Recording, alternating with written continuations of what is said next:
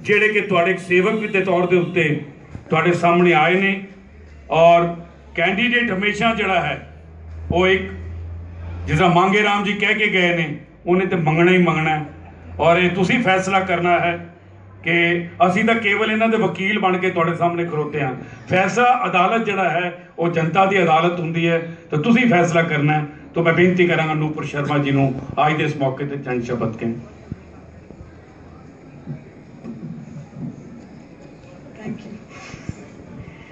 वाहिगुरु जी का खालसा, वाहिगुरु जी की फतेह।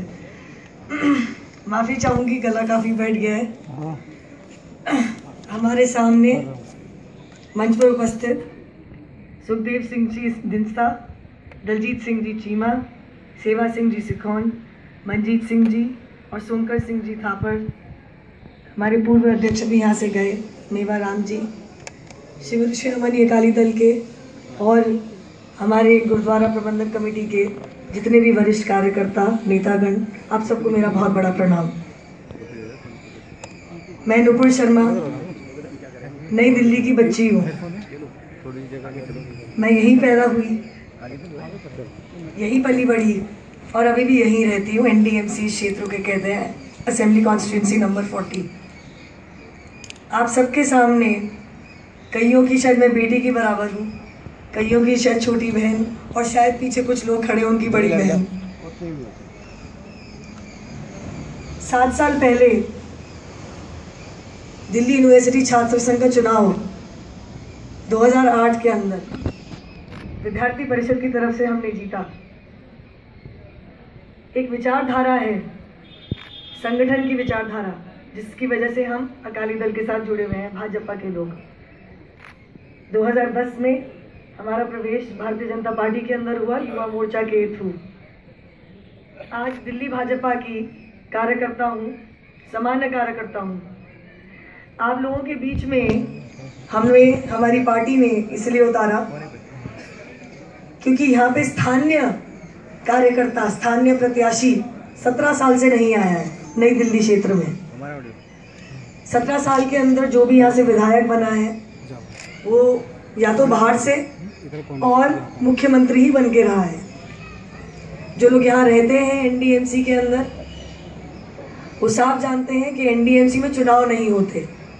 जब NDMC में चुनाव नहीं होते या पार्षद नहीं है तो विधायक ही आपके हर रोज़ की सुख दुख, आपके हर रोज़ का काम, आपके हर रोज़ की परेशानी समझने के लिए है। लेकिन जब इंसान मुख्यमंत्री बन जाता है तो वो क्षेत्र भूल जाता है। हर किसी के लिए नहीं कहूँगी, लेकिन हमारा क्षेत्र ज़रूर भूला गया है, ये मैं जानती हूँ, यहीं की रहने वाली हूँ।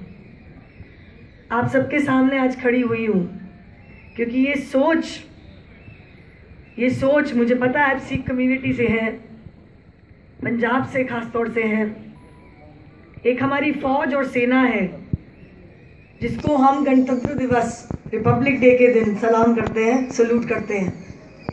ज़्यादातर फौजी आपकी कम्युनिटी से और पंजाब से ही होते हैं। 1 साल पहले जब हमारे उस टाइम के पूर्व मुख्यमंत्री जी ने कहा बॉयकॉट करो, रिपब्लिक डे पे कोई नहीं जाएगा, ध्यान है आप लोगों को? पिछले साल रिपब्लिक डे पे धरना किया था।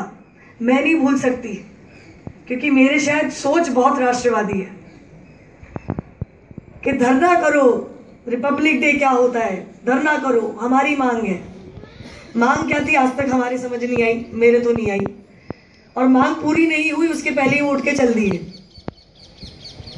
लेकिन अगर आप इस देश में रहते हैं, संवैधानिक तौर तरीके से अगर आपको मुख्यमंत्री बनाया है और अगर आप उसकी इज्जत नहीं कर पाते और कहते हैं कि धरना करो, बॉयकॉट, इतना बड़ा शब्द, ये अपने देश के खिलाफ एक स्टैंड लेना होता है। जिस फौज को आपको उस दिन सलाम करना चाहिए, सल्यूट करना चाहिए, मेरे हिसाब से आप उनकी बेइज्जती कर रहे हैं। और 1 साल बाद आज आप मुंह फुला के बैठे हैं कि मुझे इनविटेशन नहीं दिया। आपने टीवी में सुना होगा।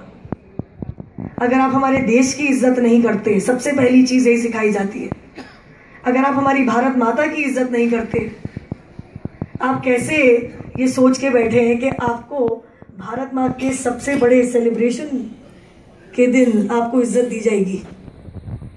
ये शुरुआती दौर की बात है। सबसे ज्यादा जरूरी ये है कि ये लड़ाई विचारधारा की है, ये लड़ाई सच और झूठ के बीच की है, ये लड़ाई उस चीज की है कि आप हमारे देश की इज्जत करते हैं या फिर आप आज सीएम, कल पीएम, परसों सीएम और शायद आपका बस चले तो ओबामा को टक्कर देने चले जाएंगे 2 दिन बाद। सेवा होती है, ये हमने सीखा है, हमारी विचारधारा ने सिखाया है। जब आपको मत मिलता है, मेजॉरिटी मिलती है, वो विश्वास है इंसान का जब वो बटन दबाता है, उसको सराखों पर रखना चाहिए। अगर नरेंद्र मोदी जैसे 50 साल लग गए उनको, 52 साल लगे प्रधानमंत्री में बनने में, 40 साल की परीक्षा के बाद वो मुख्यमंत्री बने, 52 साल के बाद वो प्रधानमंत्री बने। समय देखिए, 14 साल की उम्र से शुरू किया था उन्होंने काम। जिसको इतने साल लग गए, इतनी साल की सेवा लग गई, वो अपने आप को इस पद पे पाकर भी कहते हैं कि मैं प्रधान सेवक हूं, सेवक था, हूं, रहूंगा।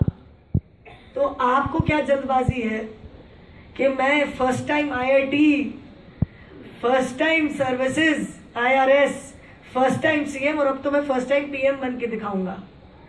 अपने क्षेत्र की बात करूं, अगर नई दिल्ली की जनता से प्यार होता तो नई दिल्ली की जनता का विश्वासघात करके वाराणसी नहीं जाते। यहाँ पे 5 साल का जो मत और विश्वास मिला था क्षेत्र का और इस प्रदेश की पूरी सेवा करके जाते, एक रिकॉर्ड बनाते कि देखो मैं तुम्हारे लिए खड़ा हूं बीच में। मैं बहुत जगह जाती हूँ, ये क्षेत्र मैं कहूंगी एक दुनिया है, ये जो कॉन्स्टिट्यूएंसी है एक दुनिया है। यहाँ पे बड़े बड़े मकान हैं, सरकारी दफ्तर हैं, कल्चरल हब है, तो यहाँ पे क्लस्टर्स भी बहुत ज्यादा है, या स्लम्स भी है और एक गांव भी है। उनकी सेवा कौन करेगा? स्टेज पे चढ़ के कहने से कि मैं बिजली सस्ती कर दूंगा, अरे भाई समझा तो दो, कैसे करोगे? आज तो तुम सब्सिडी की बात कर रहे हो, वो सब्सिडी कल आपके लिए कर्ज बनेगा, वो कर्ज बाकी चीजों की महंगाई और तेज करेगा, ऊपर करेगा, और आपको पता भी नहीं चलेगा। आप कंपटीशन लाओ ना। सोच क्या है? लोगों का बेवकूफ बनाना। मैं तो इतना मानती हूं कि कोई बहुत बड़ा रीजन नहीं था 49 दिन में भाग जाने का, सिवाय सत्ता की होड़ के। आपके घर की बेटी मेरे जैसे हो सकती है, मैं भी 30 साल की भी नहीं हूं, वकील हूं पेशे से, सुप्रीम कोर्ट में नौकरी करती थी, संगठन का क्षेत्र में काम करूं। आपकी बहन, छोटी बहन या बड़ी बहन भी हो सकती हूं। ये लड़ाई मैं सिर्फ इसलिए लड़ रही हूं क्योंकि सच्चाई की जीत होनी चाहिए। ये मैं इसलिए लड़ रही हूं क्योंकि बहुत हुआ, अब मजबूत स्थिर सरकार चाहिए 5 साल की, कि जो मोदी जी का जो विजन है, जो उनकी नीतियां हैं, वो जमीनी तौर पे उतरे। पब्लिक सर्वेंट कहती हूं मैं, रिप्रेजेंटेटिव नहीं कहूंगी। आपका चुनाव प्रतिनिधि आपका सेवक और सेविका है। यही सोच के साथ मैं आपके भीतर उतारी गई हूं, और आपका समर्थन और सहयोग मेरी सराखों पर, और आशा करती हूं कि आप सब मेरी बहुत मदद करेंगे, सहयोग करेंगे, और इस बड़े चुनाव में अपनी बेटी छोड़िए, आपका चुनाव है, ये हमारी विचारधारा का चुनाव है। आप इस बड़े चुनाव में अपनी विचारधारा को जिताएंगे। आश्वासन लेके जाऊं, जो बोले सो निहाल, बोलो भारत माता की। बहुत बहुत धन्यवाद, नमस्कार।